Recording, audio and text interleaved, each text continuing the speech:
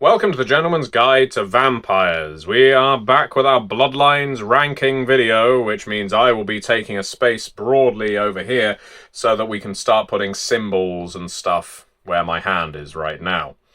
Now, I will move back there in a moment. I would like to say thank you so much for all the support on this. I know, I made the Gentleman's Guide to Vampires many, many years ago, and it has been glorious to see so many old commenters. I don't mean you're old in age, although let's be honest, none of us are young anymore. People who tuned into the old videos and have come back for these ones. It has been wonderful. These videos take a little more work than just me talking to a camera, only a little more work, but if they're the sorts of things that you want to see, as I've made clear before, one of the best ways to do it is support one of the games I've worked on. This isn't me asking you to pay me for videos, although by all means you can do so. You can go on MatthewDawkins.com, there's a PayPal link and there's a Patreon link, so there's two different ways of getting me your hard-earned cash. No, it's me wanting you to buy a game and get a video for free. That's how I structure it. If you decide you want to pick up a copy of The World Below, that's the one I'm really pushing for right now, because the PDF is available now. If you back on BackerKit, you get the PDF immediately.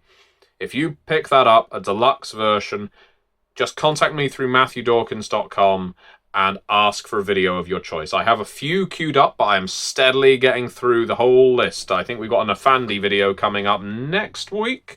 So yeah, there are a few others, but do let me know. And that includes these ranking videos. Now, as I mentioned, the ranking videos do take a little more time, a little more effort. I don't mind doing them. We've had requests to do a guide to the tribes. We've had a request to Requiem Bloodlines, which is just insane. But I've also had one to rank Forgotten Realms deities, which is an interesting divergence from the usual course. I need more than one person to ask when you want these things. I need 5 to 10 people to not only ask for it, but also have picked up one of these games, because I need these games to do well.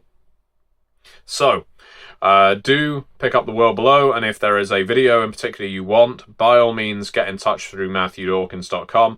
And if you want to organise the, petitioning for a video, comment below. Say, I'd really like a list of this, a ranking of this. Who's with me? Then you tell each other, all of you buy a copy of The World Below, contact me, boom, done. So where did we get to in our ranking of the Bloodlines? Let me see. Oh, yeah, I see. We had just ranked the Children of Osiris as neonate, which feels very generous at this point. But neonate it is for the Children of Osiris. Which takes us to the Danava. Could be Danava, I believe it's Danava, who are a Ventru bloodline many of you will not have heard of. They are an Indian bloodline, which is to say Southern Asian bloodline of the Ventru, and they are most prominent in the Dark Ages setting, which is interesting. They cannot drink the blood from animals. They must consecrate victims before they can drink from them. They believe strongly in a caste system, and they believe that the Ventru clan is their anti-tribute. They have blood magic, along with dominate and fortitude. So that makes them a kind of Ventru Tremere hybrid, at least in structure. Now, what do I think of the Danava? I really like them. I really like the idea of a regional Ventru bloodline that sees the main body of the Blue Blood clan as anti-tribute. I think that there's real mileage you can get from that. And whether you go with the Danava or one of the many ancestries of the Ventru that I introduced in the V20 Dark Ages Companion, because I was aware that the Ventru, of all the clans, was the one that more likely than not had no bloodlines, or had very, very few, whereas the Gangrel seem to be littered with the damn things, and so do the Cappadocians.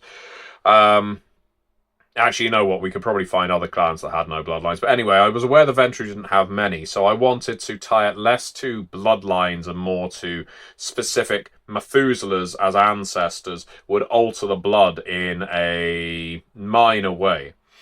And the Danava are kind of emblematic of that. I really like the idea of the clan of kings having different houses within that clan. It's something that we've explored a fair amount in Curseborn, for example, where almost all of the Hungry consider themselves lordly, and therefore more important than you. I think the Danava are not hampered by being regionally located, which is a rarity for Bloodlines in Vampire the Masquerade. I also really appreciate their flavour, what little there is of it. If I have to hold anything back from them, it is that there is so little about them. What I would appreciate with the Danava is, I guess, to see how they exist, how they operate differently from the Ventru in the modern Knights.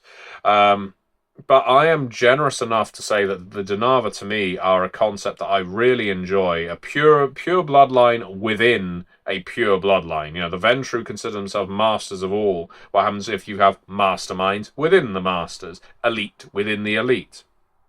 I really like that. I think the Danava are Methuselah tier. So there we go. We are starting off strong with the Danava as Methuselahs. Next up, we have the Daughters of Cacophony. Well, the Daughters of Cacophony have never been my favourite bloodline, as the growl I just made should show you. I have long thought that this bloodline is utterly pointless. That they are just Toreador with derangements, that they basically channel their presence through singing, that you can mix up Melpomene to basically make it a dementation presence kind of blend. I think that the idea behind them, siren vampires, that isn't bad all on its own. I just don't really see them as distinct enough from the Toreador to really warrant existing. One of the things that the Daughters of Cacophony have to their merit is tenure. You know, they are one of the oldest bloodlines that's ever existed in Vampire the Masquerade since publication. I want to say it was them, the Samdi, and the Salubri that were introduced first, I think, as bloodlines. And so they have that going for them, so they can't be discharged. And I think I've encountered people who really like them. It is a way of, in a sense, straitjacketing the Toreador into a specific concept. But that isn't what I really like from bloodlines. I don't like bloodlines that straitjacket you into a concept. I prefer a bloodline that opens up a new field of play, if that makes sense. One that is slightly strange and off the wall, maybe, for a traditional Vampire the Masquerade game. And I don't get that from the Daughters of Cacophony at all. There are ties, one could say, to the Fae, to the Changelings with the Daughters of Cacophony. I think in one of the Libellus Sanguinus books, or Sanguinus books, talks about a Toreador disappearing into a fairy mound and coming back with an enchanting voice. If memory serves, it's been a while since I've read it, and I've long since sold it. But it's not enough to carry water for me, I'm afraid. I think the Daughters of Cacophony are better than fledglings, but they are not as good as Ancilla, so they are neonates. Sorry, sirens. We get to the Daitya, who are the Indian Setite bloodline, and they don't have a symbol, so fuck them. Unfortunately, I can only really rank clans with symbols because I need to put them on this lovely ranking list over here. And the Daicha, well, they don't really have enough about them anyway. Much like the warrior Setites, they don't have a symbol either. The Fury Day, the Ravnos bloodline, and the Nephilim, who were ones introduced in one of my books in V20 Dark Ages Companion, and then reintroduced in Cults of the Blood Gods. Yes, they are the same line. No bloodline symbol, therefore not in this video, I'm afraid. Yes, it's a strange criteria for getting graded, but it's mine. So we move on to Dominate Malkavians, who do have a symbol. A bloodline that very few people really acknowledge exists. But a little like the Danava, I really like the idea of it. I love the idea of Malkavians that did not suffer from the dementation illness that occurred in 1998 or 1999, whenever it occurred, when the Sabbat, the Malkavian anti-tribu, performed a ritual, or Malkav was destroyed, or a Methuselah decided to spread his blood throughout all the rest of the Malkavians, whatever the case. Dementation spread from the Sabbat throughout all of the Malkavians, except for the ones who retained Dominate, their clan discipline from prior editions. Dominate, Auspex, and of course Obfuscate. They don't have much going on for them in terms of metaplot, I will say. In fact, they have a bare reference in Clanbook Malkavian Revised, and I think that's maybe it. But I like the idea of Malkavians who are suddenly able to see how fucked up the rest of their clan is, and how so many of their elders are having their strings pulled by the Methuselahs. You can tie the Dominate Malkavians into the Camarilla's steady waking up to the fact that some of what the Sabbat believes is actually true, that Methuselahs and Antediluvians are out there. And rather than having all of the Malkavians suddenly become the puppets of said Methuselahs, having some Malkavians not infected in some way, and retaining Dominate, and having Dementation have that same vicissitude-style supernatural infection feel really appeals to me. I like that a lot. Now, a lot of this is invention. You know, this isn't something that's written in the books, but I'm a fan of it.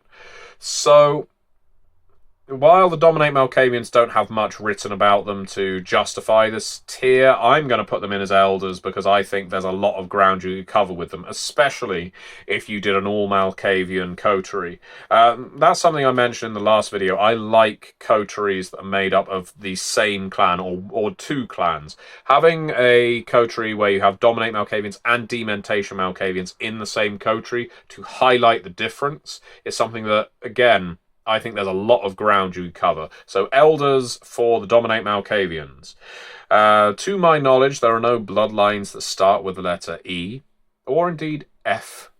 So, we're going to go straight on to Gargoyles.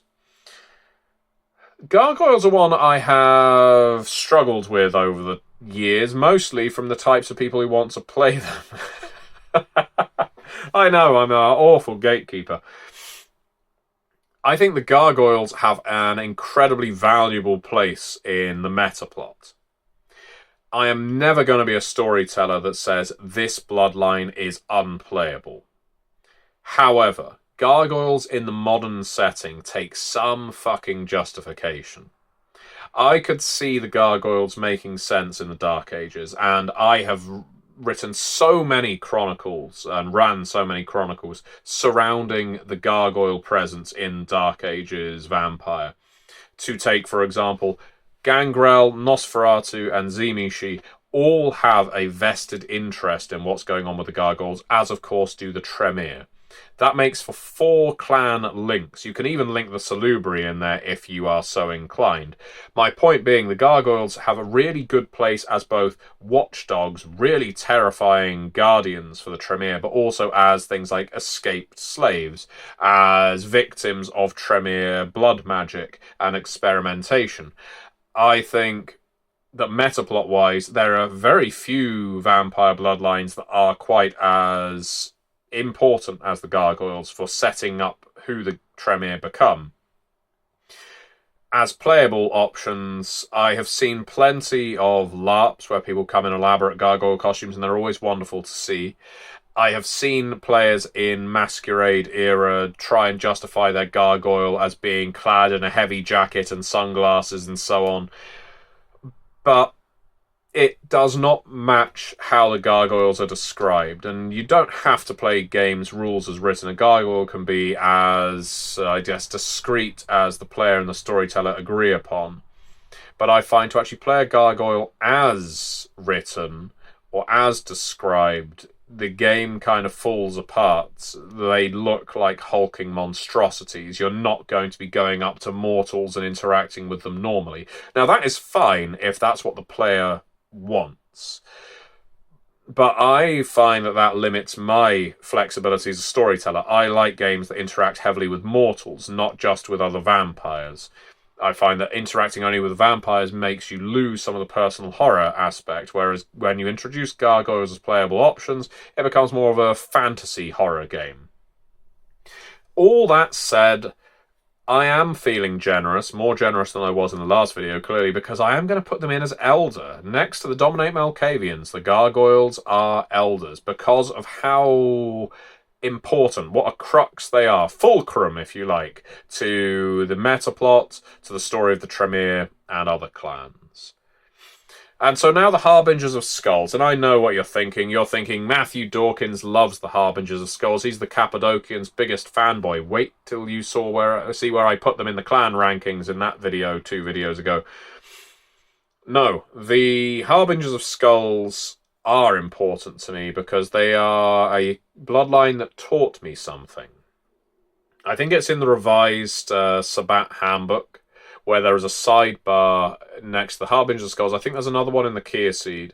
In the Harbingers of Skulls, it says something like, these are all elders and therefore unplayable. And they're all vengeance-obsessed elders. And it's amazing how many people took that sentence, that description, vengeance-obsessed elders, and used it to describe an entire bloodline. God, I hate these sidebars. I find them the most condescending, gatekeepy pieces of literature in all of Vampire. I understand why they are there. I just cannot stand them. And the Kiasyd one, which we'll get onto, of course, says that the Kiasyd aren't meant to be playable, but if you want to play a game in which you spend 50 years or 500 years in a library, go mad. Yeah, thanks for the patronising sidebar there, writer. So what it taught me, what those sidebars taught me, is to ignore authorial caveats. I don't need the author's advice in the margins. I don't need the developer to tell me how to play this. If it's an interesting concept, and by God, the Harbingers of Skulls are an incredibly interesting concept, you should be encouraging people to play them, or presenting them and letting players make their own decision. Now, what do I like about the Harbingers of Skulls? Well, of course, they are intrinsically tied to the Cappadocians and the Giovanni, 2 clans that I have a lot of fondness for, especially because one of my major introductions to Vampire the Masquerade was via the Giovanni Chronicles. But it was also the mystery surrounding them. I love the mystery surrounding the Harbingers of Skulls because it didn't make sense. This was not a case where the designers of Vampire the Masquerade had a truth document in the background of their offices where they knew exactly where the Harbingers came from and why they were doing what they were doing. It may be that the first person who wrote them thought, well, clearly they're the descendants of Cappadocius. Clearly they're the surviving Cappadocians. But then subsequent writers added to that mythology to say, they hate the Giovanni. They all join the Sabbat because they want to destroy the Giovanni. Maybe they're the Cappadocians that got trapped in Erkies and Derinkuyu and so on. There's lots of gaps. And so I loved trying to join the stories together to make everything make sense. Made even worse, I think, in the revised Storyteller's Handbook. There you go, this is testing my knowledge. Again, it's a book I've not owned for a very long time. But I remember in the Gargoyles section of that book, Lazarus, a recently reawoken Cappadocian, comments on the Gargoyles. And so Lazarus, the nominal founder of the Harbingers of Skulls, or as would become, because remember they're called the Lazarenes, is described as a Cappadocian, not as a Harbinger of Skulls. And I say Cappadocian now, not Cappadocian, because the language of, well, the Cappadocians would have spoken in Cappadocia had a hard C or K. They weren't in the habit of using C's to go sh or s. Anyway, so I could be wrong, but that's what I've been taught. My greatest love for the Harbingers of Skulls, and the reason I really value them as a bloodline, is because you immediately have something to do. If you're playing one, you immediately have a motive. You immediately have a tie to the metaplot. And me, I immediately had something to work on. When I started writing on Vampire the Masquerade, the very first thing I wrote for V20 was the Harbingers of Skulls for the V20 True Black Handbook. They weren't supposed to be in there. That was me asking the developer, could I write the Harbingers of Skulls up? Because it makes sense to me that this city in Enoch would have encountered the Cappadocians that were banished into the underworld. The developer said, yeah, sure, if you like. And so I wrote the Harbingers of Skulls in. And so when I started writing the cults in that book, I started pushing toward things like Lazarus and the Capuchin and so on. And so that was the start of my writing journey in Vampire the Masquerade. And subsequently I got to visit them in Lore of the Bloodlines. And then I got to visit them through a manner or other in Tome of Secrets and the Dark Ages Companion. And then I visited them again in Beckett's Jihad Diary. And then again in Cults of the Blood Gods. I got to tell the story of the Harbingers of Skulls, and I got to make it make sense, while opening up new mysteries surrounding the Hecata. My objective was to make this bloodline, I mean, I had lots of objectives, but one of my objectives was to make this bloodline that had been described as unplayable, as interesting, as appealing, and I think that through the Hecata I was able to do that. I know that sounds self-aggrandizing, as it were, but I do think the Hecata is probably my best contribution to Vampire the Masquerade. And yeah, your opinion can differ. Take it down the road. As for the Harbingers of Skulls, this means I have to rate them highly. I think, given how inspirational they were to me, I'm going to rank them as antediluvians. Yep, as far as bloodlines go, the Harbingers of Skulls are up there. Now onto the Kiasyd. Let's see if we can get the Kiasyd done before this video becomes too long. I think that the Kiasyd are another fantastic bloodline, and it isn't just me kicking against the sidebar of Doom this time. It is me looking at the concept of the Kiasyd and thinking, wow, there are so many stories I can tell here. The idea of reducing them to simple vampire librarians utterly defeats the object, to my mind, of introducing a bloodline. I think a bloodline should open up a new style of play. And when I got to write them for Lore of the Bloodlines, and again I introduced them in Beckett's Jihad Diary and elsewhere, I found that the Kiasyd were one of the most appealing concepts in Vampire the Masquerade to me. And part of it was tied to their nickname, the Weirdlings. What would strike a vampire as weird? And so I started looking at the sort of Fey side of things. I thought of them as a bit prissy, a little bit... someone once mocked me and said, you're the one that introduced the vampire mixologists, the Kiasyd mixologists, you ruined them, or something like that. No, I love the idea of Kiasyd who experiment with potions, with vitae, the vitae of different clans, to find out what tastes like what. Remember, they're in the Sabbat. They go around eating other vampires. They want to know which ones taste the best. What herbs can I infuse with this blood? But it wasn't just that, and their chronicling of that. It was also that, I guess, prissy, sterile atmosphere that was born from not only their being called weirdlings, but their descriptions always having them in long coats with collars and big hats because they didn't want to be perceived. I love the idea of them basically wearing surgical gloves. They don't like to touch their victims. So in Lore of the Bloodlines, I introduced the idea that a lot of them, like mosquitoes, will use a lengthened silver straw, stab it into the vein of their victim, and will drink at a distance because they don't like to get their lips dirty with the skin of their victims. These ideas, and a lot more, have made the Kiasyd incredibly important to me as a bloodline in Vampire the Masquerade. It is my regret that I was not able to introduce them in V5. There was just never the opportunity, and I doubt Paradox would have allowed me. But I found, not only in writing their history for Lord of the Bloodlines for the first time, their official history, but the sheer range of oddball concepts you can play with the Kiasyd, fascinating. And to drive them away from the idea of just being librarians and archivists and make them tomb robbers, archaeologists, and Indiana Jones types, but utterly fucking terrifying.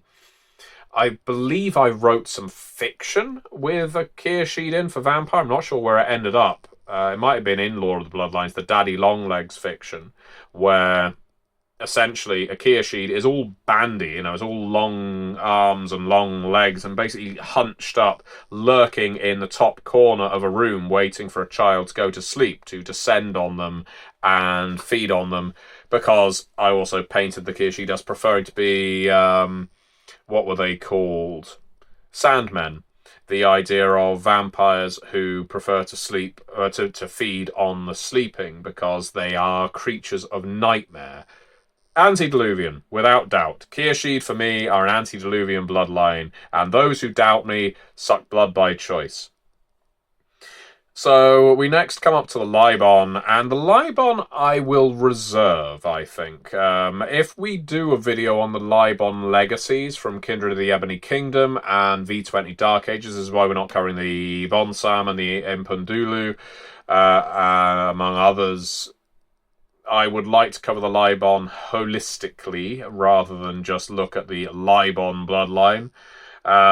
So I'm not going to rank them, I think. I think I'm going to leave them for the time being, which I think gives us enough time in this video to cap off one last one, which will be the Lamia or Lamia, another Cappadocian bloodline. So this is an interesting one. One I've never really been that fond of them. They make the third all-female bloodline that we've covered in these videos. Aramanes, Daughters of Cacophony, Lamia. Yes, well, I should say not all-female. They are exclusively non-male. And the Lamia have more to offer, both in metaplots. Well, no.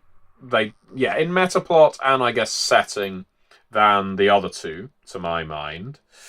They are tied into the history of the Cappadocians. They are warrior priestesses. Their doom is tragic. They also tie into the curse that afflicts the Giovanni, the kiss of the Lamia. But they are also a very narrow idea. Where the Lamia get a little mixed up is the idea of a lot of them being in the cult of Lilith. They are Bahari or Lilin, and I prefer the Bahari as a cult, as a subsect, rather than being, not that they're exclusive to a bloodline, but I don't like the idea of a bloodline being exclusively members of a cult. It just doesn't really work for me. Now, what does work for me with Lamia is the idea of they are disease spreaders. I like the idea of a bloodline that spreads disease. That appears again in Requiem to good effect. I'm going to struggle to remember the name of the bloodline offhand. I think it did it better in Requiem. But the Lamia do have that going for them. But on their own, warrior priestesses of the Cappadocians, especially as the Aramanes were introduced as as Valkyries. If anything, it elevates the Daughters of Cacophony. I'm going to say the Lamia, just by dint of their having a place in the setting, being connected to Lilith, being connected to the Cappadocians, they are not going to be on the same tier as the Daughters. They will be Ancilla. Let's make them Ancilla bloodline. Okay, that's going to be it for now in terms of the vampire bloodlines, which means next time we are still in the Elves. We will be on the Lianan, our first... well, actually, no, you know what? I'm not going to say anything about the Lianan. We will get to them when we get to them. So do tune in for part 3 of God knows how many as we make our way through the Masquerade and Dark Ages bloodlines. And do Let me know if you want to see rankings of other things in the World of Darkness and other games, and remember, the best way to make me do it is buy The World Below, or They Came from the RPG Anthology, and contact me through MatthewDawkins.com. Until next time.